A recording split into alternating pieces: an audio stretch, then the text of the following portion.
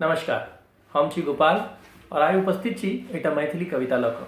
चारू कात पसरल कोरोना वायरस के प्रकोप आ ओहिसँ भयभीत लोक के देखैत ई देखबा में आयल अछि जे अधिकांश तऽ जानकारी के अभाव छै, संगहि लोकक इहो मानब जे अपन जे आदिकालिक संस्कृति, आचरण और व्यवहार छल ओहि में कोरोने किए एहि तरह कोनो संक्रमण से बचबाक पूर्ण व्यवस्था छल। तऽ से व्यवस्था कोना छल देखल जाओ एहि किछु पंक्ति सब में। जे काल्हि राति हम देखल एक सपना, काल्हि राति हम देखल एक सपना, सपना में मोर एली कोरोना। कहली हमरासँ किए अनेरो डरै छी, अहाँ के संस्कृति थिक कतेक सुरक्षित, संस्कृति के पालन किए नहीं करै छी। कहली हमरासँ किए अनेरो डरै छी, अहाँ के संस्कृति थिक कते सुरक्षित, अपन संस्कृति के पालन किए नहीं करै छी। पहिने बाहर सँ केओ जखन अबै छल घर पर, गृह प्रवेश सँ पहिने जाइ छल कॉल पर। पहिने जखन बाहर सँ केओ आबै छल घर पर, गृह प्रवेश सँ पहिने जाइ छल कॉल पर। तऽ शहरों में घरक मुंह पर बाल्टी, लोटा आ जल किया नहीं धरै छी। शहरों में घरक मुंह पर बाल्टी, लोटा और जल किया नहीं धरै छी, अपने संस्कृति थिक कते सुरक्षित, संस्कृति के पालन किया नहीं करै छी। देहक रोग प्रतिरोधक क्षमता लेल दूध दही संग चलन में छल व्रत उपास फलहार। देहक प्रतिरोधक क्षमता लेल दूध दही संग चलन में छल व्रत उपास फलहार।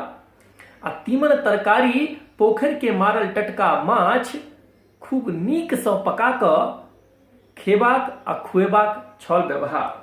ई जंक फूड, कोल्ड ड्रिंक आ ठरल बसिया मौसक व्यंजन के भक्षण किया करै छी, अहाँ के संस्कृति थिक कते सुरक्षित, संस्कृति के पालन किया नहीं करै छी।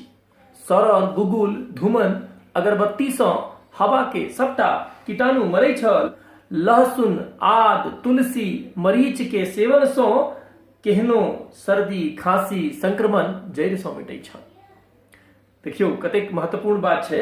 सरल, गुगुल, धूमन, अगरबत्ती सँ हवा के सबटा कीटाणु मरै छल आ लहसुन, आद, मरीच, तुलसी के सेवन सँ केहनो सर्दी, खांसी, संक्रमण जड़ि सँ मिटै छल।